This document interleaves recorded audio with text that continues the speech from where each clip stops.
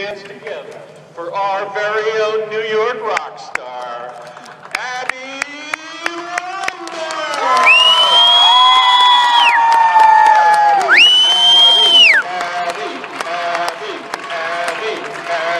How cool is that?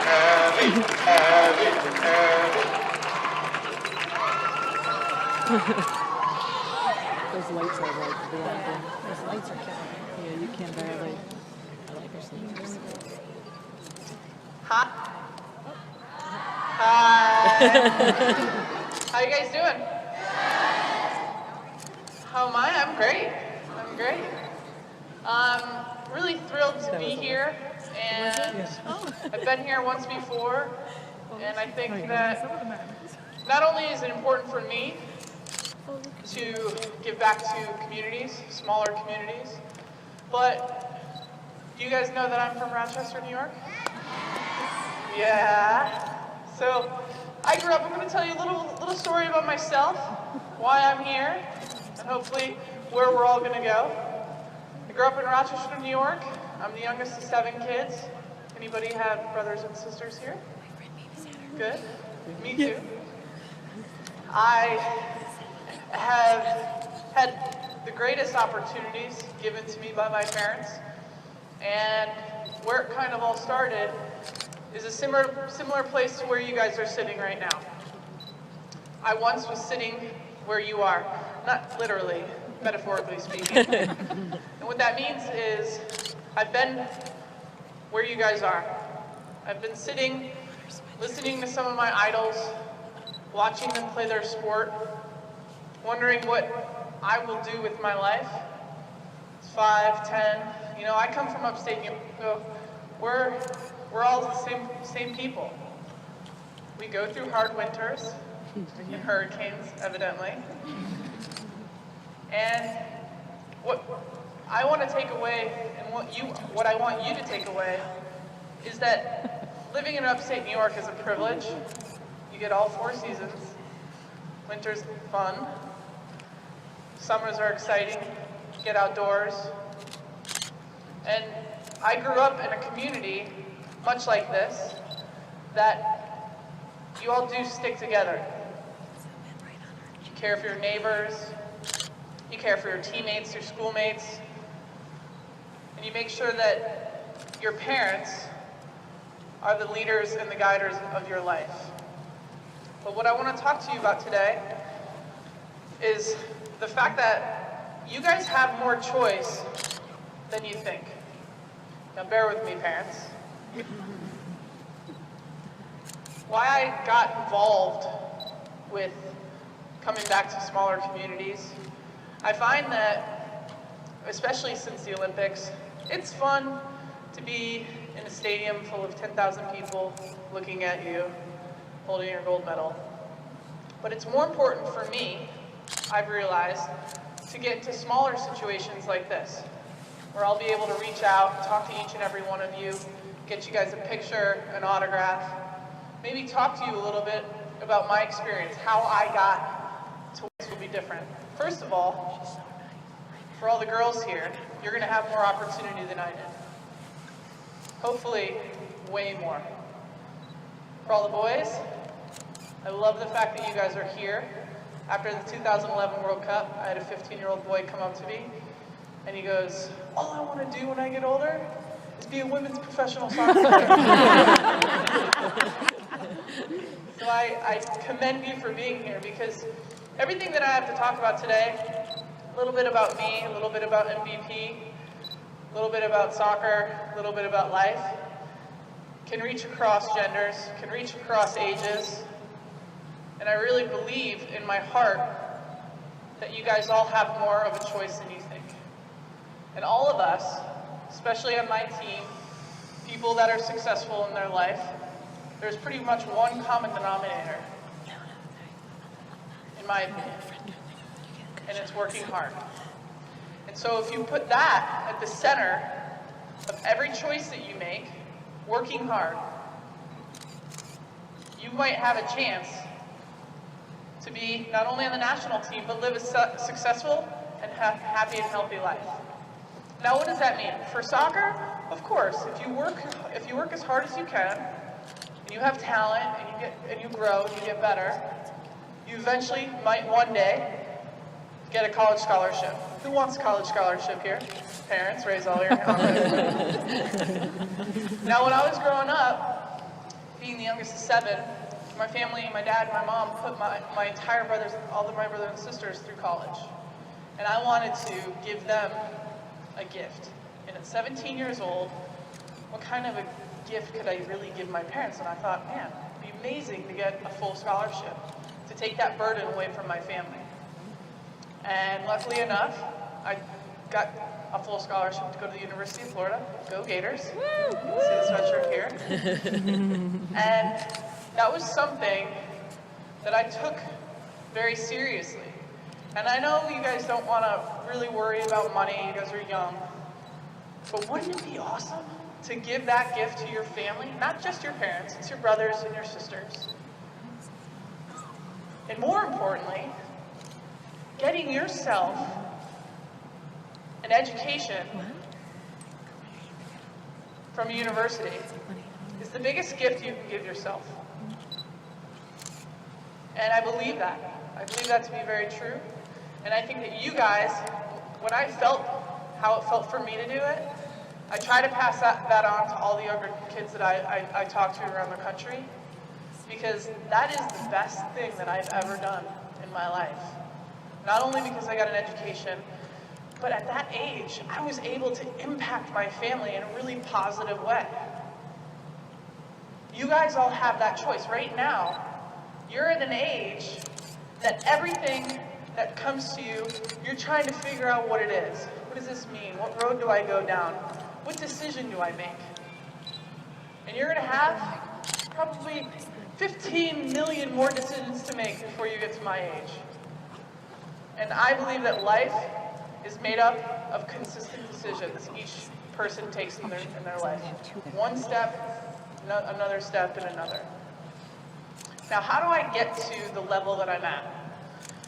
Well, it takes not only hard work, which is the core value that I believe is true with everything in life that's good, but it takes patience, it takes failing. You know how many times I made mistakes on the soccer field or on the practice field? A lot. Do you know how many times I couldn't make that time and continue and finish my fitness session because I was just too tired? It's happened.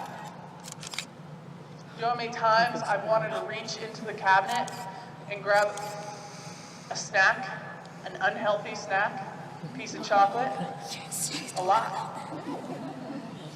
I have. And the thing is, that's why MVP and I teamed up many years ago, because this is at the core of what I love to do. Give you a little info on my life, give you some steps to take to create good habits for the rest of your life, for your future. Now, you guys are kids, for the most part. And I think what I first started talking to you guys about is that you do have more control than you think. I would challenge you to take away from this conversation, go home with your family, and start a conversation about nutrition and wellness and exercise. And what that means for you, what that means for your parents, what that means for your brothers and sisters. Get your parents involved. Get your guardians involved. Talk about the difference between healthy options and unhealthy options. Now, I'm not here to tell you you can never eat anything that tastes good and is bad for you again. I'm not gonna do that. I'm gonna tell you those moments are earned. So what I like to do in my daily life is, if I've had a couple of great days of training and I've earned it and I've worked really hard and burned a lot of calories, I'll treat myself, whether it's a healthy frozen yogurt dessert or even a piece of cake or a cookie once in a while. But it's not every day, because I don't believe that we earn desserts every single day. These are the kind of habits you have to start forming now, because let me tell you, when I was your guys' age, I was reaching too much into the cabinet. I was reaching too much into the freezer. And these are really, really, really hard habits to break. Now, when I went off to college, I was put in a really good environment where everybody was kind of eating healthy, so you kind of follow along. I was able to talk to nutritionists and learn more about health and nutrition. So I was in a really good environment. Well, for the most part, who knows if you guys are going to be put in that environment when you leave your house after high school? So now is the time that you guys can start making decisions that are good for you, that are healthy for you, and that will give you a successful life. And I'm telling you, it's hard work to have a happy and successful life. Otherwise, everybody would be happy and successful. Right? Anybody watch the Olympics this last summer? Yeah. It's pretty fun, right? What was your guys' favorite part? The swimming. What's your favorite part? Give me a better answer. That was a good answer, but I want a better answer. The soccer! Yes. Awesome. Swimming. Yeah, I tell you what, it's been a wild ride since London. I have slept in my own bed in Los Angeles for 14 nights since the end of the Olympics. It's been months since then. So I've been all over the country, talking to folks like yourself, trying to reach out and understand the importance of not only health and wellness, but how much impact I feel a national team can have on a country. Now, when I came home, the kind of support and excitement, you wouldn't believe all the free stuff I got. You wouldn't believe it. I actually almost didn't make it here yesterday, and the gate agent at the airport, because, you know, the storm and everything, all the airports are pretty messed up. The people next to me were freaking out. I gotta get to Albany, blah, blah, blah. And I was just calm and collected, and the woman, she looks at me, she saw this, she goes, "Are you on an Olympic team?" And I was like, "Yes, I am." She was like, "Okay, you can get on the flight." I felt bad, but I had 300 plus kids waiting for me. You know, moving on into the rest of my life, I want to continue to play. Not only because I love to do what I do, but because I think that we have even more work to do as a team. We've kind of taken the country by storm since the 2011 World Cup, and then went on 2012 Olympics and won gold. And truthfully, I haven't won a World Cup yet. So I'm going to do everything in my power to bring home what's ours. In 2015, World Cup will be in Canada. Pretty close. You guys should all come. And I really believe in my heart that you guys are all a part of the next generation. And I remember very vividly April Hynix, when I was 10 years old, I was listening to her speak. She was talking about all these things that she did and trying to impose who she was on us. And I took her very literally. But what I want you guys to do is to hear what I have to say and make the things that I've done work for you in your own way. Because you guys are all different. You come from different worlds, different backgrounds. We're similar in some ways. But you have to make your life your own. Don't try to emulate me. Try to be better than me, way better. Because that's what we're all trying to do. That's what your parents are trying to do, trying to give you a better life than they had. And that's what I'm trying to do. And hopefully one day, you guys will do that for the next generation. Because they're going to need your help. It's the only way we can continually evolve as a human race, is if we help each other. You got to eat well, you got to get outdoors, and you got to exercise. And your parents probably could use a little bit of that too, right? Hey. Definitely. You guys have any questions for me? We'll take a few questions, and then we'll get into the autograph and picture session. Yeah.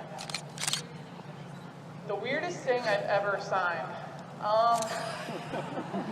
Well, appropriate I get a for lot kids. of leaves on my forehead now. I won't do it. I'll have parents across the country hating me, trying to get the rub it off. I don't know. That's a weird question. Yeah. What's my favorite team except the USA in terms of international soccer? Well, I think I very much respect the Japanese team. They're totally different than us. They play such a different style, and so it's always a really great match. Yeah. I was 4-ish into my 5th year of life. My first team name was the Red Stars, and I scored 27 goals in the first 3 games. So they moved me to the boys' teams. Yeah. The toughest team? Well, I would say Japan and Germany. Germany is a great team. Yeah. One of my most favorite goals I've ever scored was probably, it's hard because the most impactful goal I've ever scored was the Brazil goal in 2011 World Cup. You guys remember the header? The long cross. I think I can. That's probably on the top of the list. Yes. Yep. Good question. Do you guys head the ball? Do you guys work on it? Mm-hmm. Okay, the question is, I score a lot of goals in my head, right? And how come I can do it without it hurting? So it's been a life's work of practice. From the time I was younger, I've always played multiple sports. You guys, who plays multiple sports here? I think it's very important to give your athleticism a wide variety of things. I played basketball, so you could imagine, and I was taller than most girls my age, so you can imagine every time the ball goes up, I'm reading the flight of the ball, hits the rim, got to go up and rebound it. You can imagine what your brain is learning in terms of your eye-hand coordination. Similar kind of system when a ball's coming in from across, right? So I believe that basketball actually enhanced my ability to hit the ball playing soccer. And I did all the practice that I needed to do to become a world-class header because, you know, a lot of kids, especially, don't head the ball properly. And if you don't head it properly, it's going to hurt. You're going to struggle maybe with concussions. So my advice would be to really practice the art of heading, doing it properly, and making sure that you have coaches and parents around when you're doing it so that they can tell you what you're doing right and what you're doing wrong. Yeah.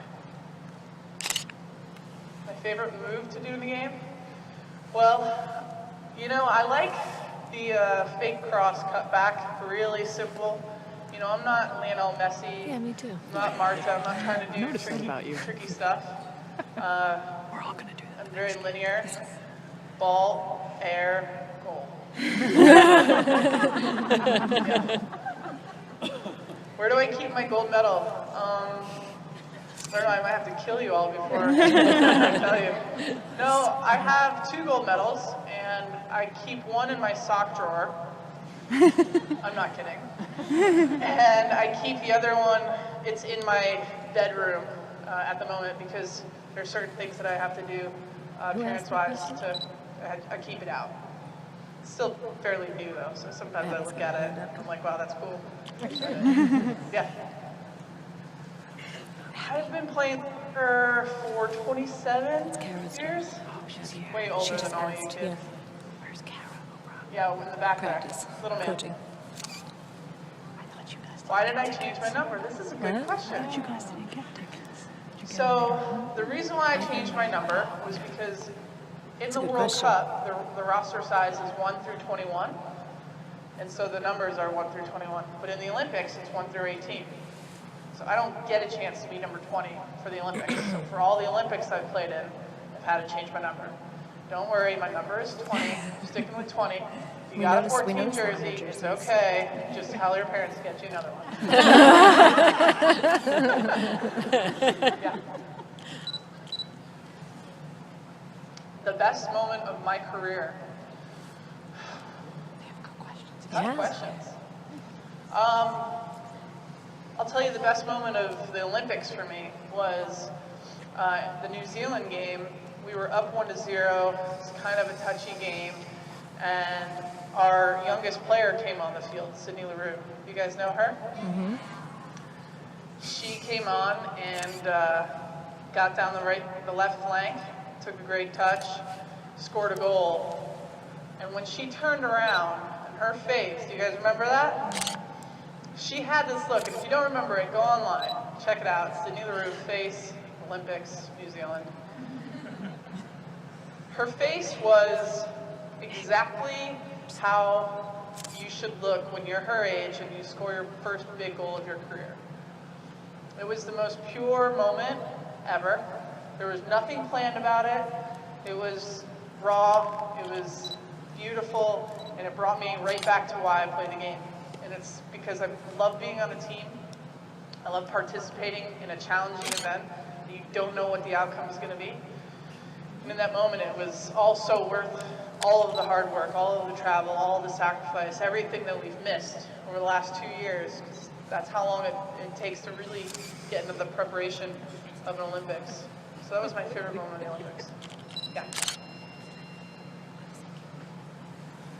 My childhood hero growing up? Well, interestingly enough, when I was really young, there really wasn't women's soccer that was popular enough for mainstream kids like myself to know about. There was a national team, but it was not really a popular thing until the late 90s. So early on in my career, I looked up to Michael Jordan. I looked up to men because there were no options for me to look up to other women. And that's what I think is really cool for the little girls in the room, young women in the room. You guys actually have role models to look up to literally see what you want to do maybe in your career, to see the successes they can have, the struggles, the hard times, the excitement, the gold medals, the championships. I think it's pretty amazing that you guys get a chance to literally see yourself and put yourself in our shoes. Something that I didn't have, and I'm really proud of the fact that you guys can have something like that. Yeah.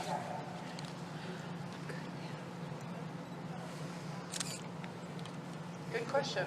Yeah. I mean, you know, I'm not going to sit here and brag, but I'll be honest. You know, being the best player on every team I played on is kind of a heavy burden to carry.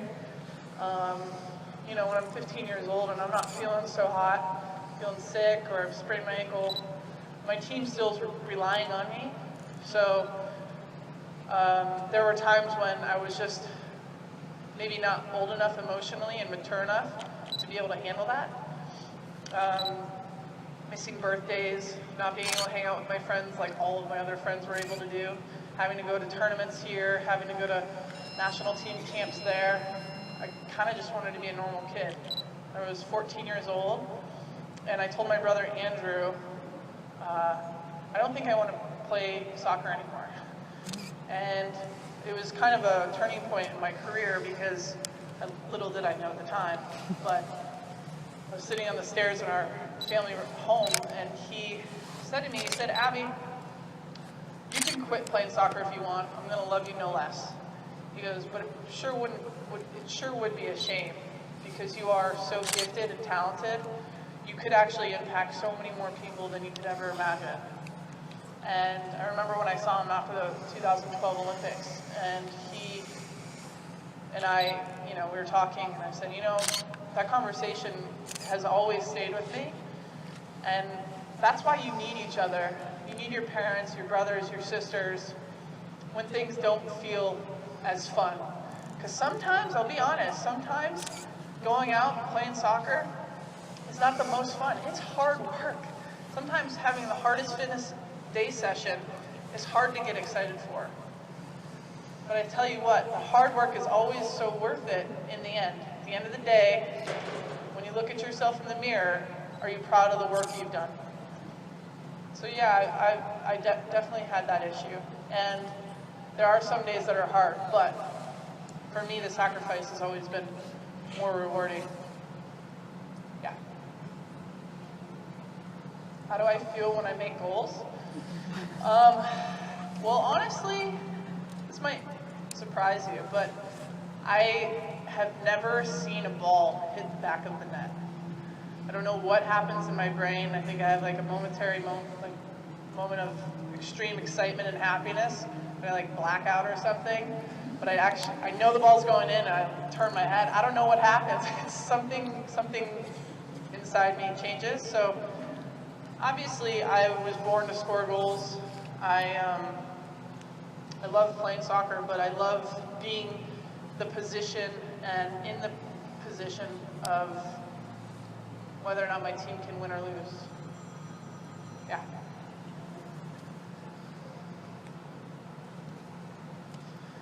What brought me to soccer when I was younger? Well, I was actually really good at playing basketball too, pretty athletic. So I had a bunch of offers to play basketball in college. I just wasn't as tall enough, in my opinion, to go on and play to the next level. And, you know, life for me wasn't always perfect. I was cut from certain teams. I wasn't always on the full national team. I had to work my way into it.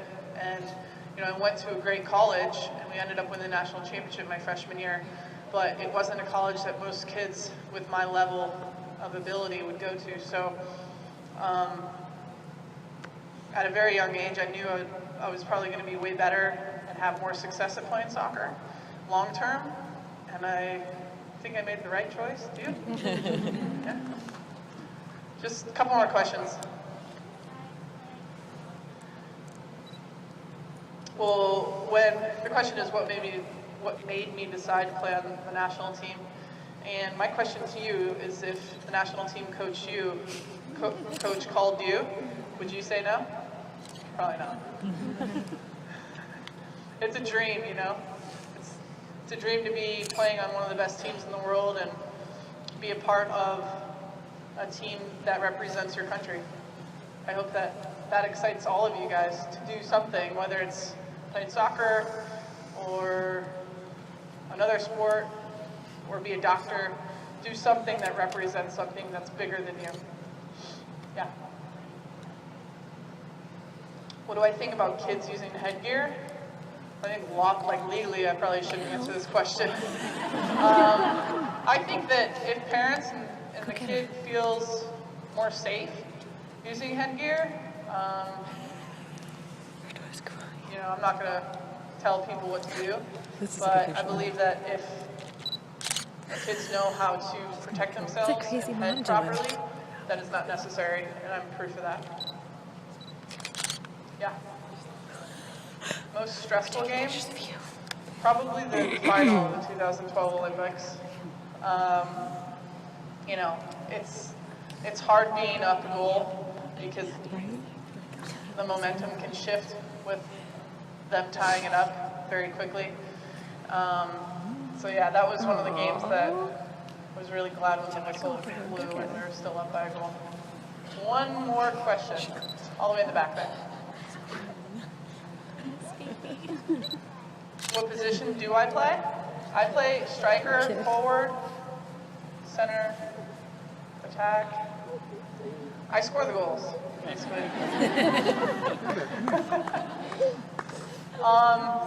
Just in closing, I want to say to you guys, you know, you may be from a smaller city, you might even be from not even here, for a very long time.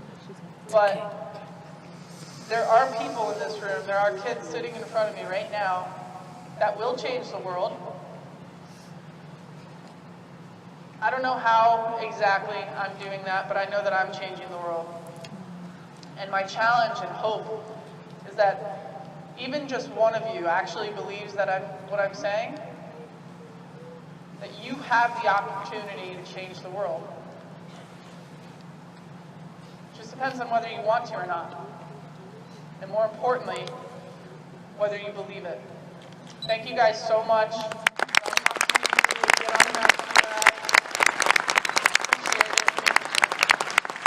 Let's hear it for Abby Wambach. Okay, we're going to let Abby get settled up here. This is the way the autograph session is going to work. You guys are all in rows. You're going to stay in your rows. We're going to bring this first row up. We're going to walk around the MVP banner here. One at a time, you're going to walk to Abby. Abby's going to sign an item for you. Everybody else is going to stay seated. We're going to stand up one row at a time. Make sure you stay in your rows.